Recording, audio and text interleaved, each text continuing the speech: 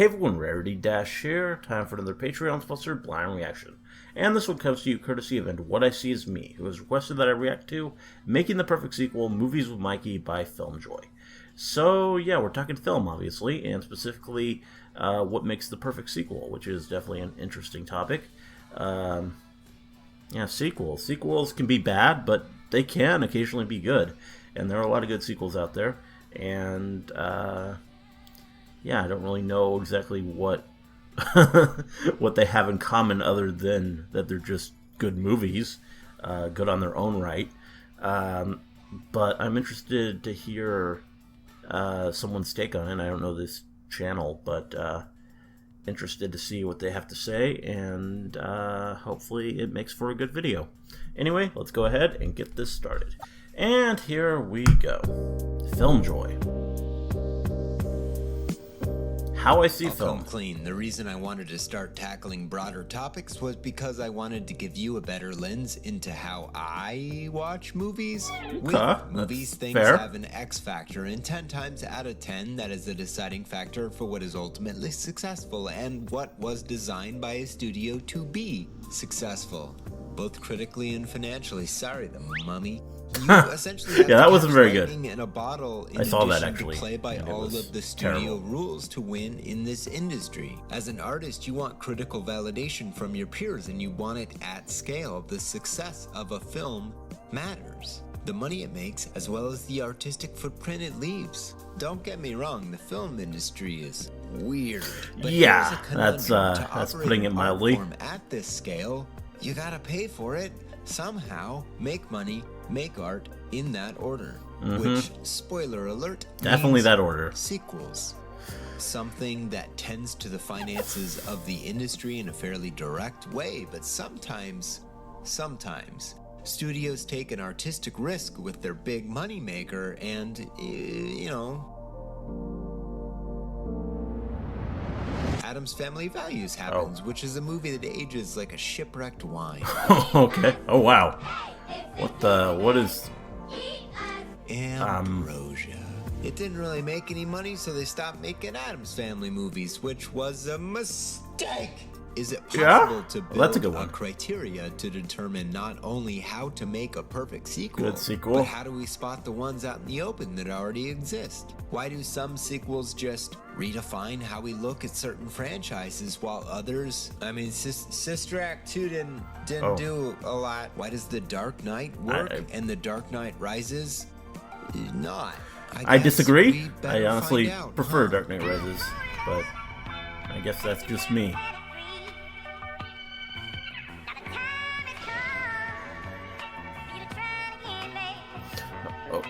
Okay.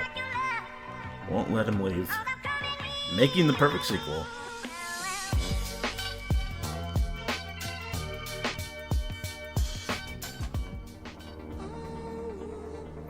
Brief history of sequels. Sequels are a thing directed by people in the year, all of them. It doesn't adapt itself to everything, does it? Though, if one were into the idea of asking, hey, where did the idea of sequels, come from, man? One could say the sequels to Gulliver's Travels, Memoirs of the Court of Lilliput and the New Gulliver, there you go. On this path in 1727 and 1730. Yeah, kind of an old concept. But it's important to note that those were not written by the original author of Gulliver's Travels. Well, that's great. That Swift. was wrong. Jonathan Swift, sorry. Yeah, It is worth noting that sequels were not high art from their birth. Sorry, The Land Before Time 3, The Time of the Great Giving. Oh, wow. There were a lot of those, definitely. In cinema, and I love that this is true, sequels go all the way back to the beginning, to my boy George Méliès, a man you will remember from my Hugo episode who made a sequel to his film A Trip to the Moon called The Impossible Voyage. Fast forward a little bit, and I hate that this is how history went, but the first talkie to get a sequel was the jazz singer Jesus Christ! Wow.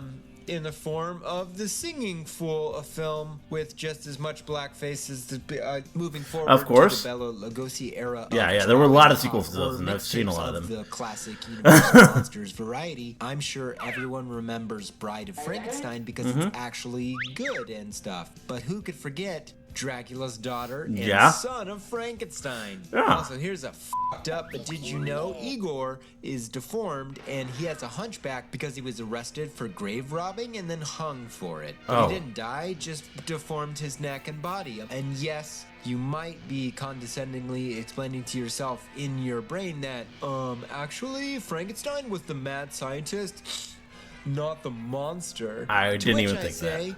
Duh.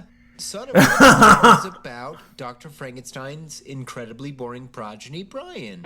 Wait, nope, Baron Wolf von Frankenstein. A subtle name for a subtle movie. Like, there's a lot of murder in this movie, including Igor. There usually is. Spoiler alert! Oh. 1939.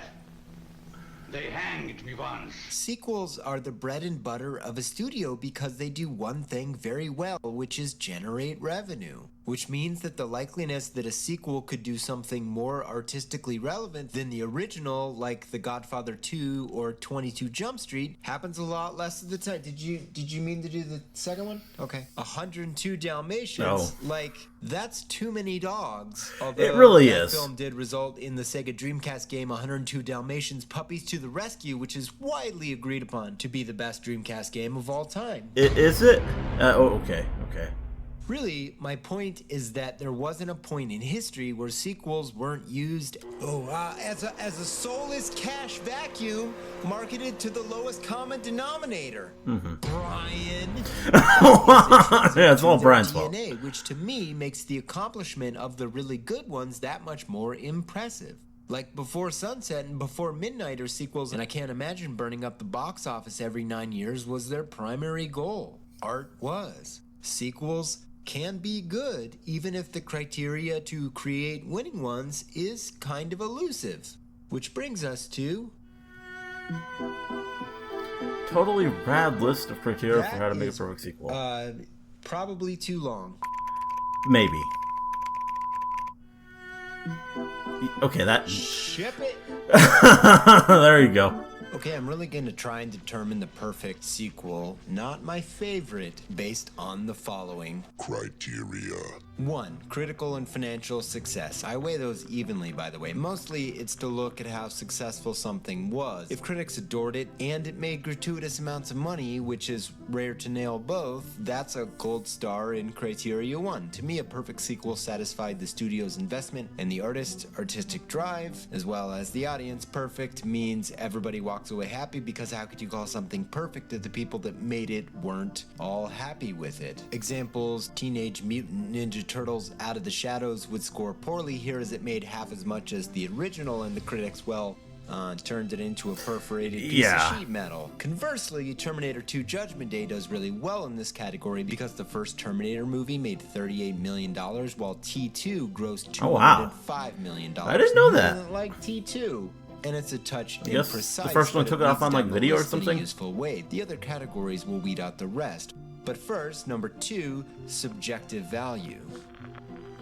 Openly, my opinion here is subjective, as is yours. Like The Dark Knight is worth a ton because Christopher Nolan got to shoot a Heath Ledger performance that tons of actors still study on the daily. The value of this film is inflated dramatically as a result of this.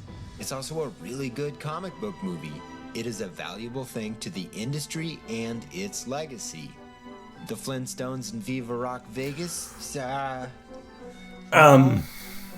the world, something I've done an episode on is an example of something that doesn't do hot here for most people. There's just nothing intrinsically meaningful about it to the audience. It doesn't do or say much that the original didn't do or say. It's still fun as hell, and I love it, but we gotta be brutal for what hopefully turns out to be a fun exercise. We gotta nitpick here, friends. You're basically weighting the score in either direction based on what you think it brings to the table of pure cinematic and cultural value. Which brings us to number 3.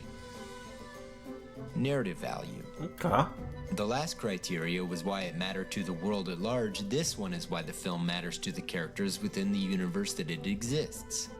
This is why people pick favorite sequels. We like big sequels that shake the ground we walk on. The most obvious example is The Empire Strikes Back, because it fundamentally changed the fabric of Star Wars and its universe in a way that fans eventually accepted and fell in love with.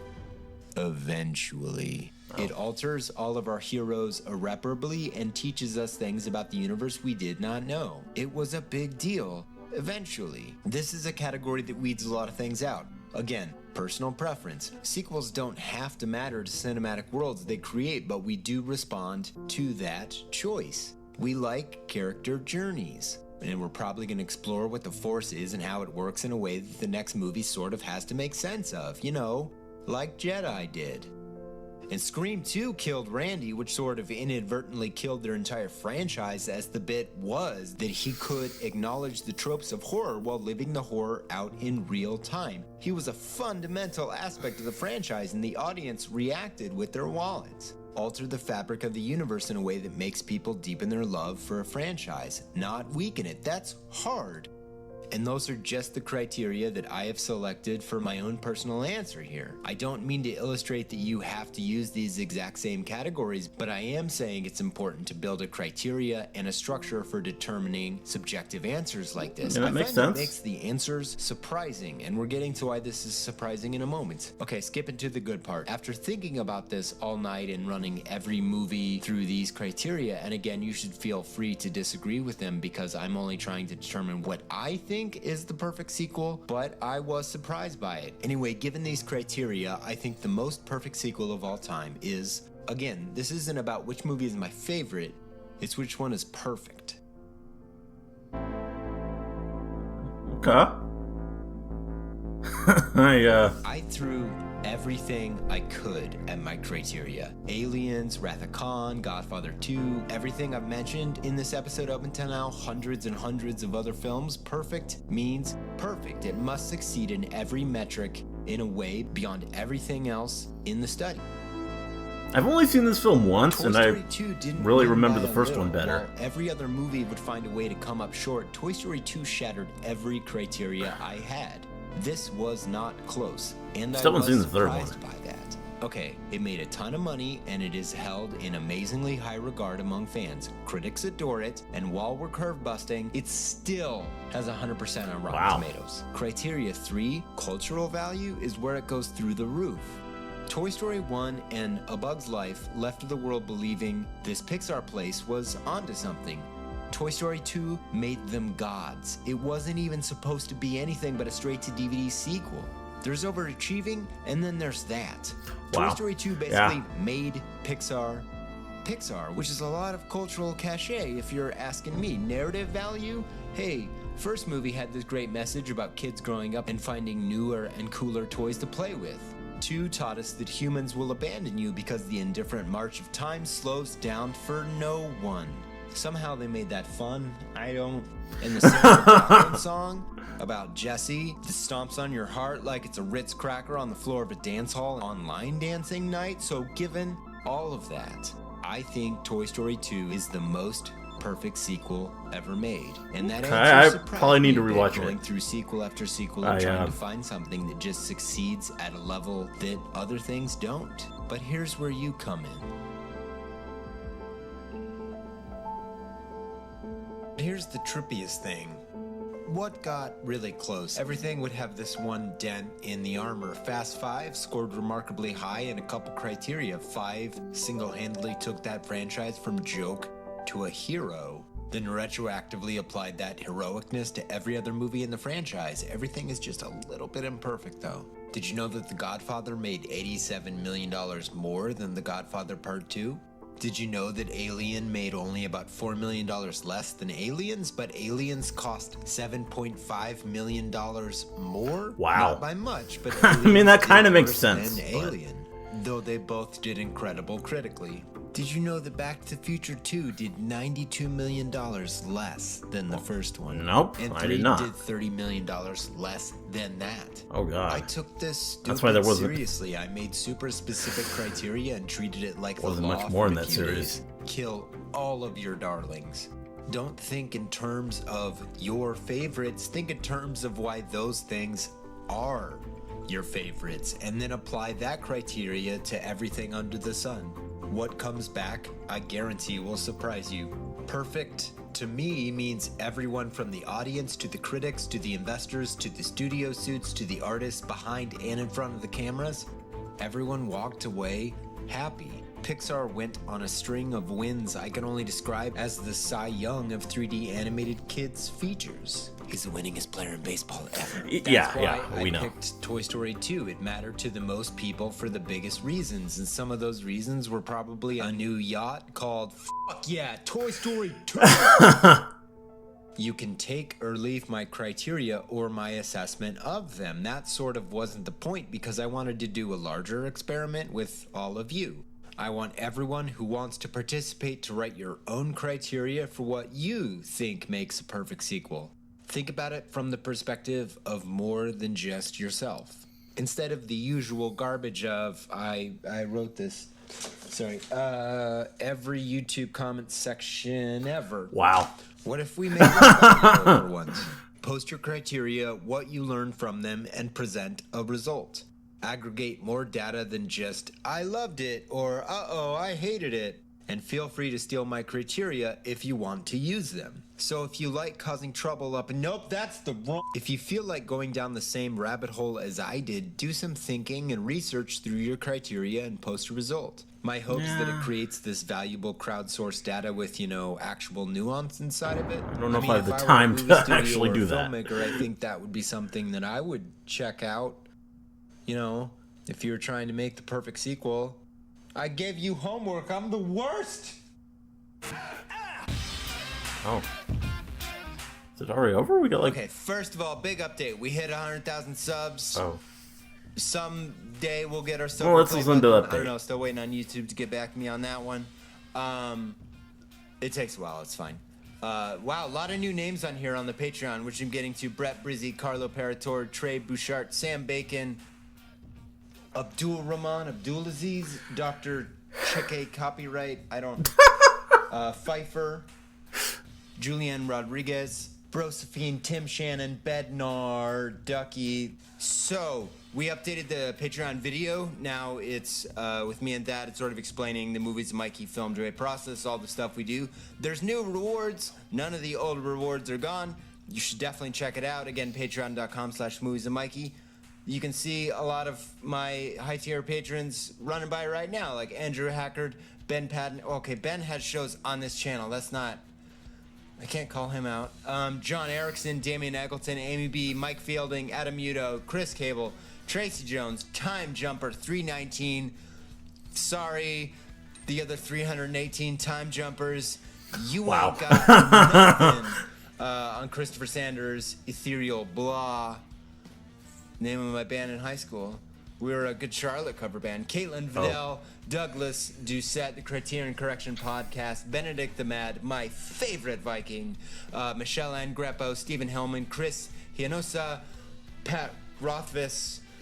I just had trouble pronouncing Pat Rothfuss's name. I'm sorry, Pat. I don't know. My brain doesn't work this morning. Carlin Kendrick, Jack Anthony Payton, Charles Barker, Waffle Up, I guess. My favorite Muppet. Waffle Up. That's pretty good. The elusive Daniel. Amy Berg, Liam Gallagher, Matt Charles. Hey, Matt. Adam. I don't know why I made my voice do that. Why am I so nervous every time I record one of these? I'm such an idiot. I don't know, like a butt or something. Pretty much still my favorite patron, because that has been there for a while. Thank you so much. Can I call you I don't know or Mr. Butt or what's the protocol here? Walter Craigie, Kelly Naylor, Richard Scott, Adam Thomas, Trey Warren, Ray Johnson. There's a lot of new names on here. Brad Walrus. Hunziker, Walrus, James Maston, Joe Just Shipley. Walrus. It's like an Oscar. It's like the worst Oscar speech. I'd like to thank God, and I'd like to thank Boys to Men. that would be my Oscar speech, apparently. We've got to that's all you need. The road with Cyclops Boy, Stephen Morton, Jason M., Klug, Jacob Kozio, Map, and Tim Gordon. See you all in 2 weeks. Thank you all so much. It's been an amazing 3 weeks before this. Bye! Okay, well, there you go. That was actually kind of entertaining. Him reading names. He's actually, I don't know, just that kind of awkward, he has these like awkward tangents that are kind of fun. Yeah, I thought that was pretty good. I mean, I'm not going to do the thing. I'm not going to go through the trouble of creating a criteria and then comparing all these different sequels, because that would take a while, and yeah, just not gonna bother. But I mean, it was a pretty well-reasoned video and pretty fun. I do like his presentation. It's yeah, charmingly awkward in its own way, and yeah, he made some good points. And Toy Story 2, huh? Yeah, that's as said. I don't really remember it very well. I saw it once, didn't really ever bother to revisit it, and I mean, the first one just feels a lot more iconic to me. But yeah, I need to go back to it, especially if you guys ever pick Toy Story 3 on my movie poll. Yeah, we'll definitely have to go back there and see 2 again. I think I know 1 by heart, but apparently 2 is the best sequel ever. So it's kind of weird. I don't know, but yeah, good stuff. Good video. Yeah, well edited, well put together, well thought out, and generally entertaining. So there you go. Hope you enjoyed the reaction. Let me know if you did, and see you in the next one.